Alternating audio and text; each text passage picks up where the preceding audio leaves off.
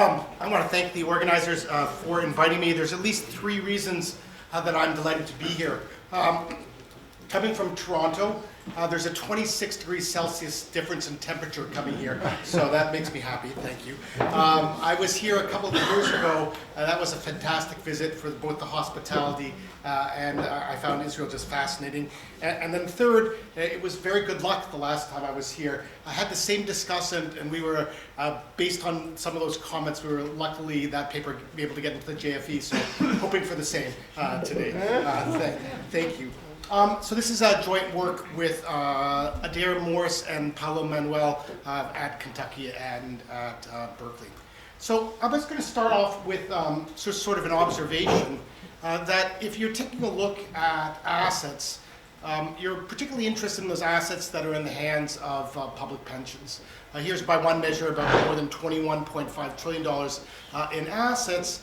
And so anything that would reduce the return for those beneficiaries of public pensions is going to have some serious consequences. And so you ask yourself, is there anything that systematically seems to affect those returns of public pensions?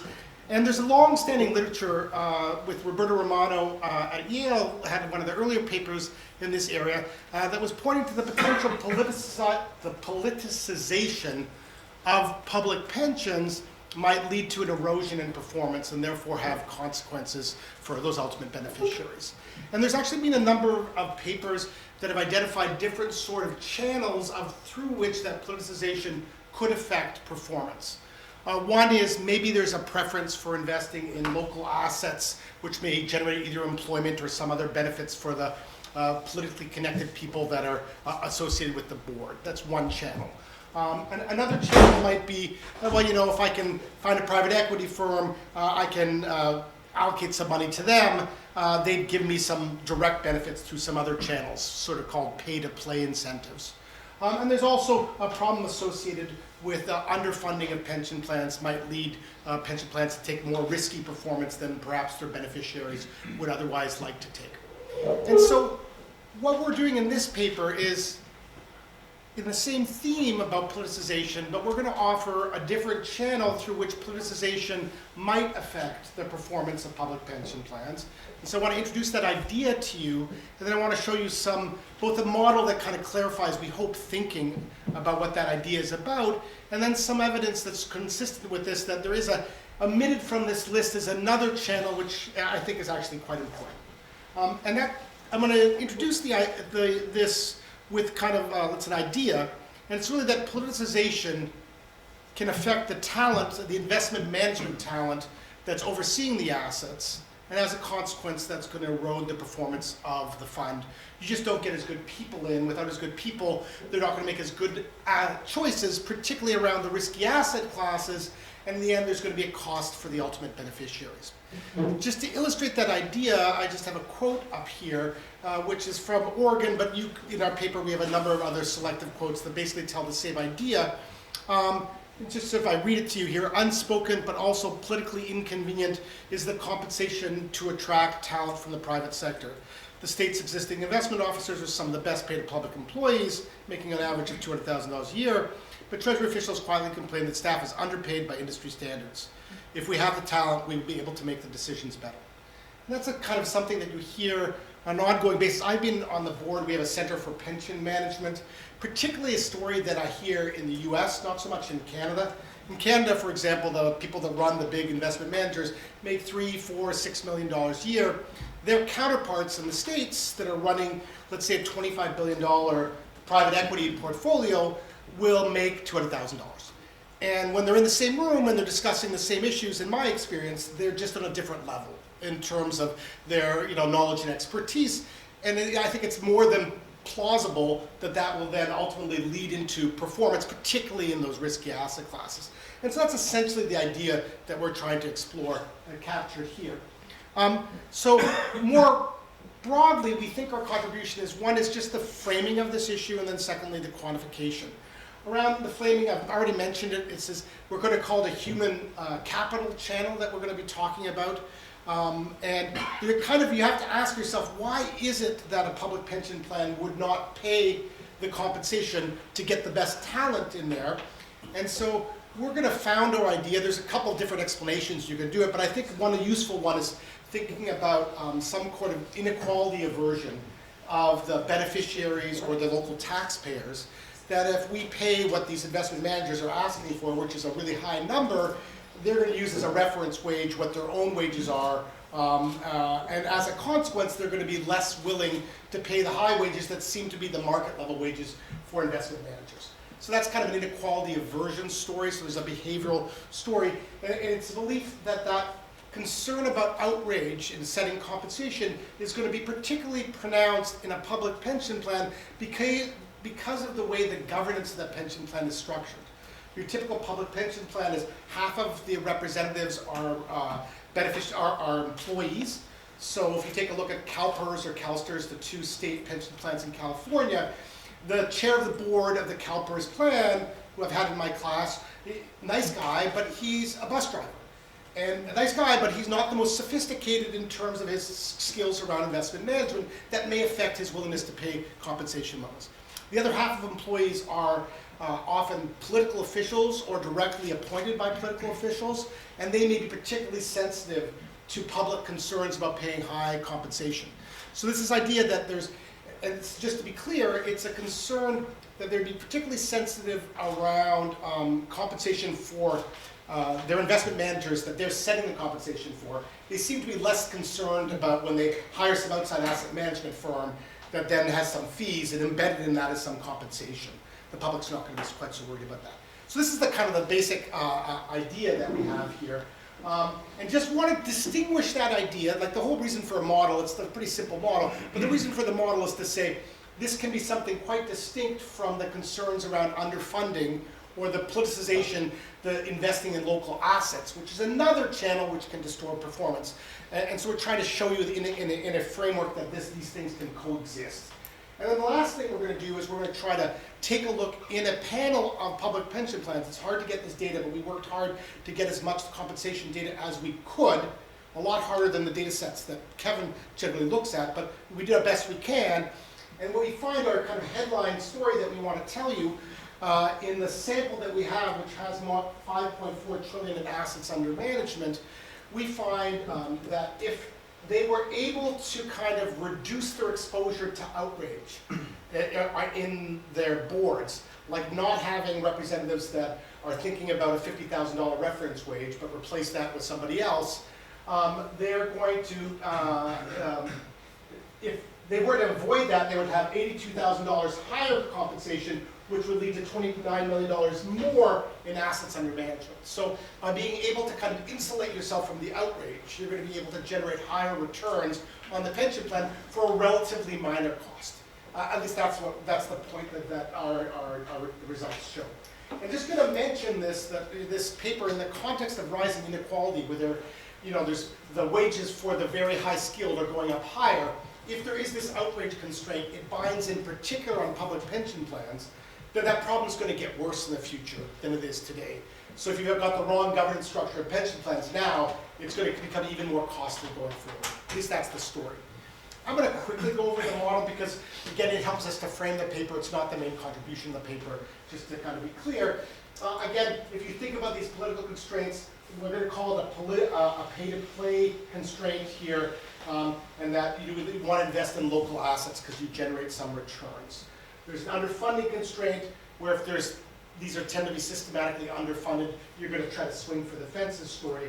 And our story is around the possibility of outrage, which means you're not willing to pay the wage to get the right person in. That's our story that we're going to be focusing in on. In the context of a model, just to frame ideas, we are thinking about an investing, there's a board that is setting a management contract in order to attract managers, and then the managers are going to make choices about what assets to invest in and see what those returns would be. The main building blocks, we've got sort of three assets: a fixed income asset. We've got your typical mean variance efficient risky asset where there's some sort of there is the ability to get a higher return, and your ability to do that depends upon the skills. So there's this thing S, and by choosing the right manager, you're either to be able to get all of that extra return or not. There's also a political asset which generates some additional return. It's not as high as the mean variant efficient asset here. So this is kind of a suboptimal risky asset. So basically the mean variant asset is dominant in terms of the Sharpe ratio. And ultimately there's a compensation contract where there's a salary, where there's a fixed compensation, there's some pay for performance, and there's some explicit bonus to get people to invest in the pay-to-play asset. That's kind of the core ingredients that we have at the end of the day. End result of the model is not particularly surprising the way we've a little bit hardwired it, that we get, if you're on a board that faces outraged constraints, because you're going to hire a manager of lower quality, they're particularly going to do worse in the risky asset classes where skill is going to matter. And then we have other predictions that also politicized boards will have lower returns and underfunded boards will have more risk in their portfolio. Let's turn to our efforts to quantify what the impact would be and how we do that. We gathered data, I've in some previous projects used some data from CEM benchmarking, which has data across pension plans all over the world, some quite nice detailed data. We tried to get all pension plans that we could that had more than $10 billion in assets, and we could provide some information about that. And they also had some information around compensation, which was binding constraint, because it's often difficult. It's not like public disclosure around this. This just shows you that we've gone across a bunch of different geographies, and on average, these are big plans with a mean value of assets under management of $45 billion. So these are big. Nothing surprising in what these guys have. We often say, well, it's a 60-40 asset allocation between equity and fixed income. Of course, that's not quite true because you invest also in risky assets, in alternatives. So our mean pension plan is about 50% in public equities, about 20% in alternatives, and about 30% in fixed income. These are sort of typical plans, and then you take a look at the returns that they get, sort of as you would expect. The risky or asset classes and alternatives have the biggest sort of tracking error on those, less in equities and less in fixed income. The net returns after costs for these public pension plans, they don't seem to do particularly well or badly. There's some gross returns, and then of course the costs, we see what the net returns are. The big data innovation, as I said, is gathering information on the compensation of these folks. And we dug in to figure out where do they come from. And you tend to, the CIOs or the CEOs of the pension plans tend to come from, some of them they hire from Goldman Sachs. They get them to come in and help them to run there. That's what the Canadians do. Often what happens is you get them there. They used to be a civil servant doing some kind of either a finance role or non-finance role. And then here this shows you what the median compensation that we get in our sample. We see it matters depending upon where you come from. So like if you come from, you don't have a lot of finance experience, you make kind of less. If you come from, a Goldman Sachs, you end up with having the biggest compensation in our sample, which suggests there is some opportunity cost, and that's what we're going to be able to get. That's what our data shows you here. The median compensation is about $500,000, substantially higher. Now that's $500,000 on one level is a big number. In investment management, if you're operating a $50 billion asset manager, that's not very much, right? So these seem to be far below the typical compensation for folks within that business. The second thing that we tried to track on is, well, now let's take a look at the composition of the governance of these pension plans. As I mentioned, it's typically 50-50 between worker representatives and the political representatives. Amongst the worker representatives, we got a lot of teachers, we got a lot of municipal workers, and then we got a lot of other folks that are there. These two groups are ones that have particularly lower wages on average. So we think outrage might be bigger in the bucket of folks who are teachers or municipal workers. Amongst the politicians, political representatives on the board, the biggest bucket are, we're going to call them civil servants with financial expertise. And that would be like, for example, the treasurer sits on the board of CalPERS, CalSTRS, et cetera, et cetera. Normally it's actually not the treasurer that shows up to all the meetings. It's the treasurer's representative that shows up to those meetings. But we think these people are going to be particularly sensitive to what wages are in the civil service because that's what they're doing on an ongoing basis. And so just want to give you that kind of background here. Our empirical methodology to try to identify the impact of outrage constraints on compensation on returns is to try to take a look at sort of two equations. The first equation is going to say, what is the impact of outrage on compensation? And our kind of hypothesis are you've got a board with a lot of municipal workers, a lot of teachers on it, and a lot of budget civil servants, and if they live in a community that has really low wages, well then they're probably not going to pay very much in compensation. And so that's what this one here. So our measures of outrage that we're going to focus on reference wages. We're using the wages of the beneficiaries and the wages in the local community in which the plan is organized. And then we're also using trustee occupation, identifying those particular occupations that we think are probably more sensitive to these issues because of their wages. So there's 5 variables here. We also include underfunding, political board, and a bunch of other covariates like the firm, like the asset management size, and maybe some other choices that they make. We're going to get the predicted compensation that comes from this. We're going to include that in a second stage regression. We're continuing to allow for politicization to have an impact on performance, underfunding to have an impact on performance, but we think these outrage constraints are only going to work on compensation. And so we're going to take a look at the impact of then outrage-inspired compensation on the ultimate performance. We're going to use a bunch of different kind of performance metrics. For this to work, to you believe this, you have to believe that this fact of living in a community with low wages is not going to affect the return on the asset choices. Only way it's going to be done is through the compensation impact. All right, so you have to kind of believe that. That's our exogenating condition.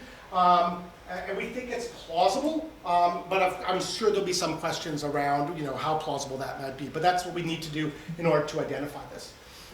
Just to show you the first stage where we're seeing to what extent do these predicted measures of outrage seem to lead to lower compensation, and things line up pretty nicely. That if you have lots of finance civil servants, you have lower wages. You have teachers, you have lower wages. You have municipal workers, you have lower wages.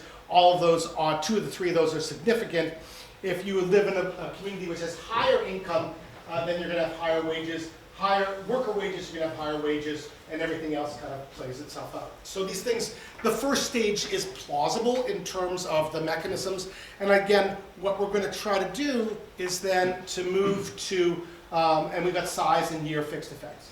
The second stage, we're going to take a look at well, I guess this is worth the economic magnitudes just to see here. If I was moving one standard deviation in terms of one standard deviation, more municipal workers, that would be $76,000 lower compensation. One standard deviation, more budget civil servants, $107,000. One standard deviation, higher regional income, that would be $63,000. So we're using a number of like 82,000 average across this when we're going to do our economic impact comparisons, just moving one standard deviation in the measures of outrage. That just wanted to give you some sort of ballparking of what we're going to do. The second stage takes a look at the outrage predicted compensation impact on performance. And so here, first we're going to take a look at the overall return of the fund. And that says like 6.4 basis points overall return.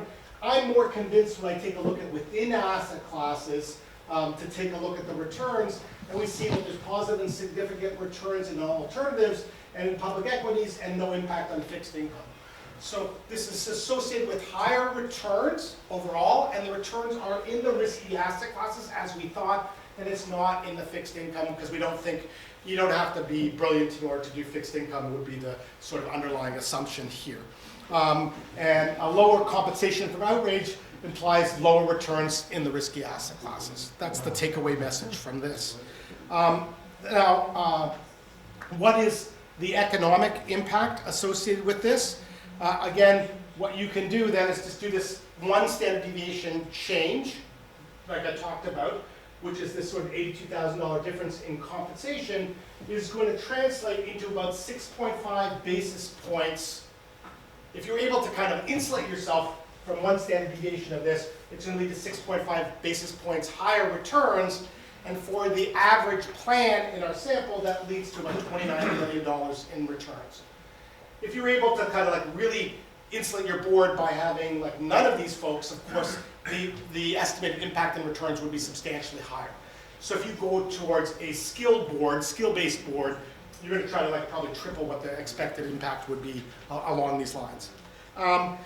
Another thing we take a look at is actually, we've got information on the extent to which the funds outsource their asset management. We think this is particularly interesting because your willingness to take something on in-house as opposed to going outsource. If you got good people, well, I'll be willing to do some of it more myself. If you don't have any good people, you're going to let everyone else take care of this. And so we would think in situations where you can't have very high compensation internally, you're going to be more willing to use delegated asset management as opposed to taking on stuff yourself. And we also see that is the case here, that the lower your compensation, the less likely that you're going to use your own internal managers in order to manage the assets. And so at least that's one of the channels through which we see the 6.5 basis points difference in returns. Because using external managers is often quite costly. You have to buy those intermediation services. You might be able to save on those costs, and as long as you have good enough talent internally. And we've got some outside measures of what that would be. So what else was I going to do here? This, if you're an asset pricer, you say, well, you're all talking about returns. What about risk? We're interested in Sharpe ratios here. We do kind of a crappy job about managing risk. I'm just going to be honest about this. But what we're going to do is here, let's take a look at least at the realized risk of these portfolios. Do the ones that end up having the more expensive, better performing managers have greater realized risk or lower realized risk? And we actually don't find that having higher compensation is associated with any statistically significant higher levels of risk. Then again, we've got a very small numbers issue here. It doesn't appear to be a first order problem, but that is what it is. We could say, does it affect the asset allocation choices to the risky asset classes here?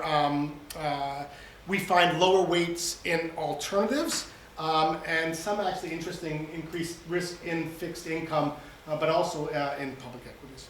So let me just conclude here. What were we trying to do here? We're trying to have a very simple message that there's a neglected channel through which politicization can affect performance, and that's because you're not going to hire the managers that are probably best positioned to deliver those investment returns.